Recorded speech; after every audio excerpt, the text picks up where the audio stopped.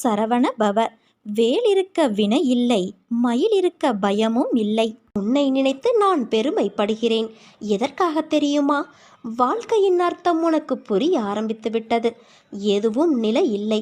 எதற்காக இந்த வீண் செலவு? எதற்காக இந்த வாக்குவாதம்? எதற்கு வீண் கௌரவம்?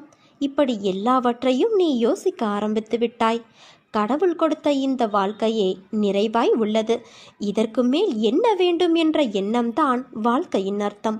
நீ உன் பாதையில் ஜெயித்து விட்டாய். உன்னை விட்டு நான் விலகுவதும் இல்லை, உன்னை விலகி போகும்படி நான் செய்வதும் இல்லை. உன் அம்மாவாக அப்பாவாக நான் என்றும் துணையிருந்து அரவணைப்பேன். உன் வாழ்வில் நீ படும் வேதனைகள் அனைத்தும் பொடி பொடியாக உன்னை விட்டு நீங்க போகிறது. நீயும் உன் வாழ்வில் படிப்படியாக முன்னேறி வருவாய். என் ஆசீர்வாதங்கள் என்றும் உனக்கு நிலைத்திருக்கும் குழந்தையே. தினம் தினம் ஒவ்வொரு பரீட்சையை உன் மனமே உனக்கு நடத்துகிறது. ஒவ்வொரு நாளும் ஒவ்வொரு படிப்பை தரும். அதுவே உன் வாழ்க்கையில் இப்போது நிகழ்கிறது. நீ தாண்டி கடந்து வந்த நிமிடங்கள் உன் மனதின் பக்குவத்தையும் உயர்வான பாதையையும் காண்பிக்கிறது. ஒரு முறை 2 முறை வீழலாம், ஆனால் எழுந்து நின்றுவிட்டால் உன்னை வீழ்த்த வரும் எந்த ஒரு எதிர்மறையும் உனக்கு நேர்மறையாய் அமையும். கீழே விழுவதை பற்றி கவலை கொள்ளாதே. தோள் தாங்கி கொடுத்து உன் அன்னையான நான் உன்னை அரவணைப்பேன். 100 முறை உடைந்து போனாலும் 1000 முறை உன்னை நான் உருவெடுக்க செய்வேன். அதற்கான வலிமையையும் நம்பிக்கையையும் உன் அன்னை வராகித்தாயான நானே உனக்கு தருகிறேன். உனது துயர் துடைக்க நீ இருக்கும் திசையை நோக்கி நான் ஓடி வந்திருக்கிறேன். இழந்ததையெல்லாம் மீட்டு உனக்கு மீண்டும் தருவேன் குழந்தையே. வாழ்வில் என்றுமே நாணயம் போல 2 பக்கங்கள் இருக்கும். ஆனால் அதில் ஏதோ ஒன்றில்தான் நமக்கென்று தேவைப்படும் பக்கம் இருக்கும். நமக்கான இடம் வரும் வரை நம் பக்கத்திற்காக காத்து கொண்டுதான் இருக்க வேண்டும். இப்போது அனைத்துமே உனக்கு எதிராக நடப்பது போல தோன்றலாம், ஆனால் இறுதியில் நான் அனைத்தையும் சரி செய்வேன். காத்திரு குழந்தையே. அனைத்தும் வெற்றியாய் அமைய உன் அன்னையான நான் உனக்கு துணை இருப்பேன். ஒரு பொருள் உனக்கு கிடைக்காவிட்டால் ஏன் கிடைக்கவில்லை, எதற்காக கிடைக்கவில்லை என்று யோசித்துப்பார்.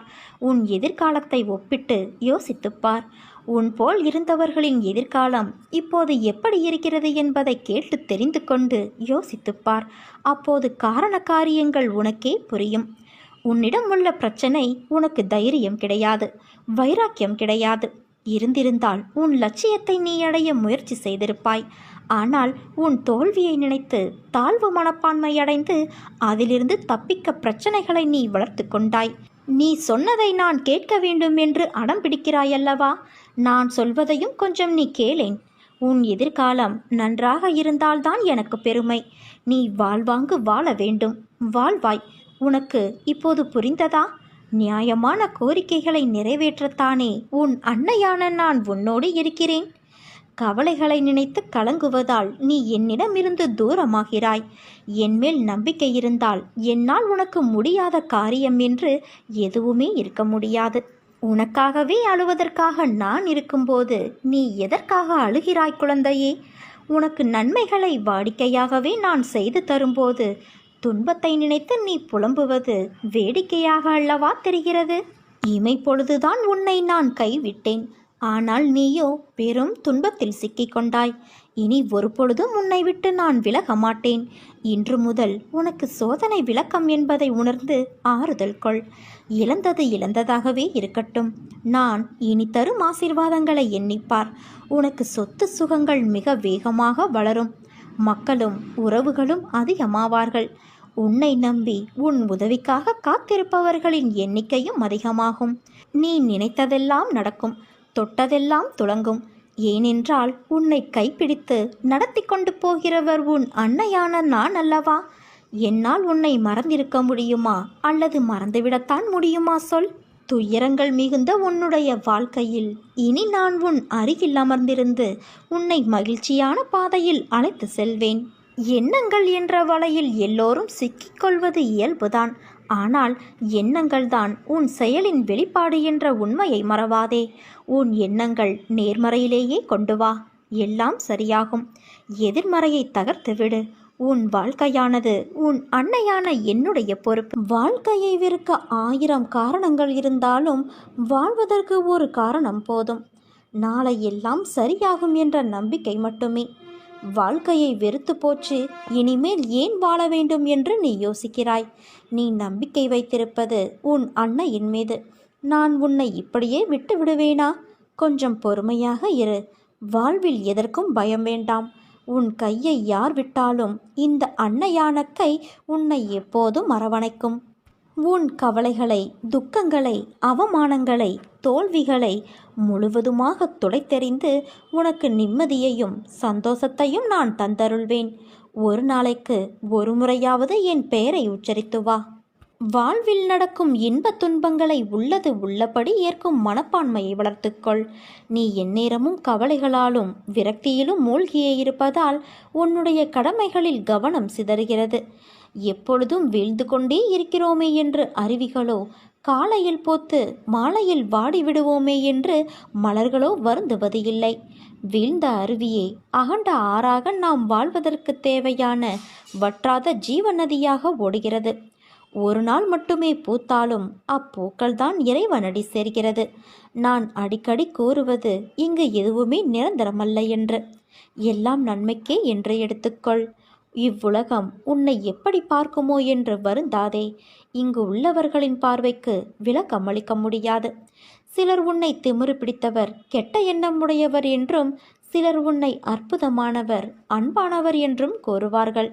யார் எதை கூறினாலும் நீ உன் வாழ்வில் நேர்மையாகவும் உண்மையாகவும் இரு. உன் உழைப்பு என்றுமே வீணாகாது. உனக்குள் நான் இருக்கும்போது நீ எதற்கு உனக்கு யாரும் இல்லை என்று நினைத்து புலம்புகிறாய்? அந்த எண்ணம் தவறானது, ஆபத்தானதும் கூட. எல்லா சுமைகளையும் நீ என்னிடம் கொட்டிவிட்டாயல்லவா? பிறகு ஏன் இன்னும் வருத்தப்பட்டு கொண்டே இருக்கிறாய்? உலகில் உள்ள அனைவருக்கும் ஒவ்வொரு விதமான சுமைகள் இருந்து கொண்டேதான் இருக்கும். உனக்கு சிறியதாகப்படும் பிரச்சனை மற்றவர்களுக்கு பெரியதாக இருக்கும். அவர்களுக்கு சிறியதாக தெரியும் பிரச்சனை உனக்கு பெரிய பிரச்சனையாக இருக்கும். உன் வாழ்வில் நீ தைரியமாக உன்னை சூழ்ந்துள்ள துயரங்களை எதிர்த்து நின்றால்தான் அதை வெற்றி காண முடியும். நீ போகும் பாதையில் மோசமான மனிதர்களின் ரூபத்திலோ வேறு ஏதாவது ஒரு வழியிலோ உனக்கு தடைகள் வரும். அதை கண்டு நீ அஞ்சாதே. நம்பிக்கையோடு உன் இலக்கை நோக்கி நீ போய்கொண்டே இரு. உன் கடமைகளிலிருந்து ஒரு நாளும் தவறாதே. பிறகு பார், நீ இதுவரை எதிர்த்த வேதனைகள் எல்லாம் இப்போது எப்படி காணாமல் போனது என்று நீ நினைத்து வியக்கும் அளவிற்கு நிச்சயம் மாறுதல்கள் நடைபெறும். நம்பிக்கையோடு நான் கூறும் வார்த்தைகளை பின்பற்று. நீ எதையெல்லாம் இழந்தாயோ நான் அதைவிட அதிகமாக உன்னை வந்து சேரும்படி செய்வேன்.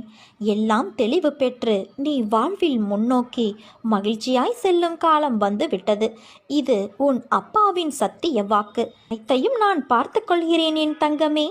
உன் வாழ்க்கையில் நடக்கின்ற அனைத்தும் சூறாவளி காற்று போல உன்னை பந்தாடுகிறது என்ற உன் கதறல் என் காதில் எப்படி விழாமல் இருக்கும்? உன்னை விட்டு நான் எங்கே செல்வேன்? என் பிள்ளையின் இதயத்தில்தான் என் உயிர் வாழ்கிறது. அப்படி இருக்கையில் நான் எப்படி வெளியேறுவேன்?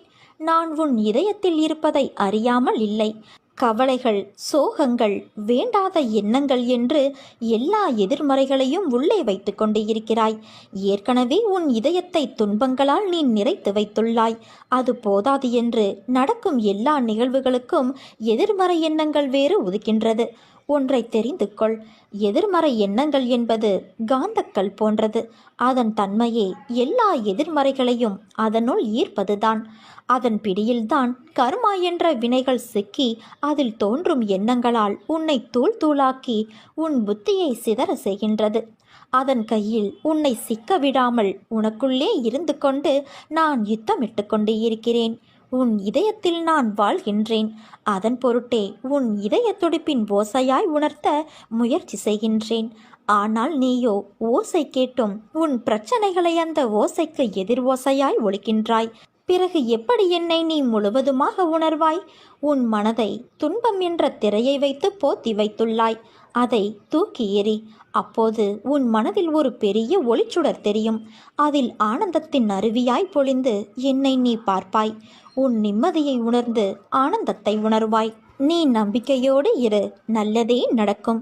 நல்லவர்கள் கஷ்டப்படுகிறார்கள், கெட்டவர்கள் சந்தோஷமாக இருக்கிறார்கள் என்று வருந்தாதே. எல்லாம் கர்ம வினைதான் காரணம். வினைதான் காரணம் என்றால் அப்பா நீ எதற்கு என்று கேள்வி கேட்கிறாயல்லவா? உன் வினையை எளிதில் கடக்கவும் அதிலிருந்து உன்னை காப்பாற்றுவதும் நானே. நல்லவர்கள் சோதிக்கப்படுவார்கள், ஆனால் வெற்றி பெறுவது உறுதி. கெட்டவர்கள் நிச்சயம் அதற்குரிய கர்மாவை அனுபவித்தேயாக வேண்டும். பக்தி நிறைந்த உன்னுடைய பிரார்த்தனைகள் எப்போதுமே என்னை வந்தடையும் என்பதை நீ மறவாதே. உன் பிரார்த்தனைகள் அனைத்தையும் நான் நிறைவேற்றி தருவேன். என் தங்கமே, உன் மனதில் ஏன் இத்தனை கேள்வியும் கொதிப்பும்? உன் மனதில் இருக்கும் நான் அனைத்தையும் அறிவேன். அது எப்படி? நான் பெற்றெடுத்த பிள்ளை நீ. உன்னை விட்டு நான் எப்படி போவேன் என்று நினைத்தாய்? உன்னை வலுப்படுத்தவே நான் வந்துள்ளேன். நீ என்னை அறிந்தது இந்த ஒரு ஜென்மத்தில்தான். ஆனால் நீ இதுவரை எடுத்த பிறவியிலும் இனி வரப்போகும் பிறவியிலும் நான் உன்னோடுதான் இருப்பேன். உன் உயிரின் அகண்டமாய் உன்னோடு நான் இருப்பேன். உனக்கான எல்லாம் நான் தருவேன். கொஞ்ச காலம் பொறுத்து கொண்டாய், இன்னும் கொஞ்சம் பொறுத்துக்கொள். உன்னை புறக்கணித்தவர் உன்னை தேடி நீ காட்டிய அன்பானது தூய்மையானது என்று உணர்ந்து வருவார்கள். உன் அன்புக்காக ஏங்கி உன் அருமையை புரிந்து கொண்டு வருவார்கள். உன் ரணப்பட்ட மனதிற்கு மருந்தாக உனக்கு நான் சுகம் பெற செய்வேன். இப்போதுள்ள மனநிலை கஷ்டங்களை பார்த்து மரத்து போய் கண்ணீர் வற்றி இருக்கின்றாய். இதை அனைத்தும் நான் மாற்றியமைப்பேன் தங்கமே. நீ என்மேல் கொண்ட பக்தியானது உலகை விட பெரிது. உன்னை என் பிள்ளை என்று சொல்லும்போது ஏற்படும் ஆனந்தத்தை வார்த்தைகளால் சொல்லி உணர வைக்க முடியாது. என் பிள்ளைக்கு வாழ்க்கையில் நல்ல விஷயங்கள் அடியெடுத்து வைக்கும் காலம் வந்துவிட்டது. நீ என் பிள்ளை, அன்புக்கு பெயர் கொண்ட என் பிள்ளை. உன் மனதில் குதர்க்கமான எண்ணங்கள் விழுந்தால் அதை விட்டுவிடு. அதை பெரிதாக எடுக்காதே. மனமும் புத்தியும் நமக்கு பாதி நண்பன் பாதி எதிரி. அதனால் அவற்றை என் பாதத்தில் வைத்துவிடு. அனைத்தையும் நான் பார்த்து கொள்கிறேன் என் தங்கமே. நிறை குறை என எல்லோரிடமும் உண்டு. அதை திருத்த முயற்சி செய். இப்படி குறையோடு இருக்கிறோமே என்று வருத்தப்படாதே. நன்மைகள் என்பது காற்று போல. நாம் ஒருவருக்கு நன்மை செய்தால் அது நிறைய பேருடைய வாழ்க்கைக்கு விடிவெள்ளியாய் இருக்கும். அது தரும் மன நிம்மதியும் நிறைவும் தான் நிரந்தரம். இதை நன்றாக நீ நினைவில் வைத்துக்கொள். ஒரு மனிதன் பிறக்கும் போதே அவன் சுய தர்மமும் பிறந்து விடுகிறது. ஒருவன் எதற்காக படைக்கப்பட்டானோ அதை செய்வது அவன் சுய தர்மம். ஒருவருடைய சுய தர்மம் அவன் உண்மையான இயல்பையும் மனப்போக்கையும் ஒத்து அமைவது. அந்த சுய தர்மத்தை ஒட்டியே அவன் திறமைகளை பெற்றிருப்பான். அதை செய்வதாலேயே அவன் அமைதியடைய முடியும். இதில் உயர்ந்தது தாழ்ந்தது என்று ஒன்றும் கிடையாது. சுலபம் சிரமம் என்று எல்லாம் கணக்கிட்டு எடுத்துக்கொள்வதோ தள்ளிவிடுதலோ கூடாது. உன்னை நான் எப்போதும் கைவிட மாட்டேன். நீ தூங்கி எழுந்ததும் உன் கண்முன்னே நான் காட்சி தருவேன். இது நான் உனக்கு செய்து தரும் சத்திய பிரமாணம். உன் வாழ்க்கையானது இனிமேல்தான் தீர்மானிக்கப்பட வேண்டும் என்ற யுகத்தில் இருக்காதே. அது ஏற்கனவே தீர்மானிக்கப்பட்டது. அது விதி.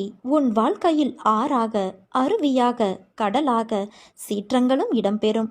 அது ஏன் என்றுதானே கேட்கிறாய்? என் பிள்ளையிடம் நிறைய நற்பண்புகள் இருக்கிறது. அது நிலைத்து என் பிள்ளை தன்னிச்சையாக மன உறுதியோடு நேர்மையோடு இருக்கவே இத்தனை சோதனைகள். உன் பாதையானது என்னை நோக்கி என்று திரும்ப ஆரம்பித்ததோ அன்றே நீ செம்மையான வாழ்க்கைக்கு நுழைந்து விட்டாய். இப்போது நீ வெறும் பயிற்சியைத்தான் மேற்கொள்கிறாய். நிச்சயம் நீ முன்னேறி வாழ்க்கையில் வெற்றியும் அடைவாய். அதற்கான மாறுதல்களை உன் வாழ்க்கையில் நான் இடம்பெற செய்துள்ளேன். அது உனக்கு நன்றாக புரியும். பணம் என்ற சொல் வெறும் காகித சொல் என்று இரு. அதற்கு முக்கியத்துவத்தை நீ கொடுக்காதே. உன் வாழ்க்கை என்னில் சங்கமித்து உள்ளது. நீ நிச்சயம் நன்றாக இருப்பாய். என் அருளும் ஆசையும் உனக்கு எப்போதும் உண்டு என் குழந்தையே. உன் அம்மாவாக நான் எப்போதும் இருப்பேன். நீ படும் துயரமும் அனுபவிக்கின்ற மன இறுக்கமும் அழுகின்ற அழுகையும் என்னை பாடாய்படுத்துகிறது. இனி உன்னை நான் அதிகமாக நேசிக்கப் போகிறேன். இதுவரை உனக்கு நடந்த கெடுபலன்களை மாற்றியமைக்கப் போகிறேன். நீ புத்திசாலியாக இருந்து உன் குடும்பத்தை கட்டி எழுப்பு. உன்னால் மட்டுமே இழந்து போன அனைத்தையும் மீட்டு வர முடியும்.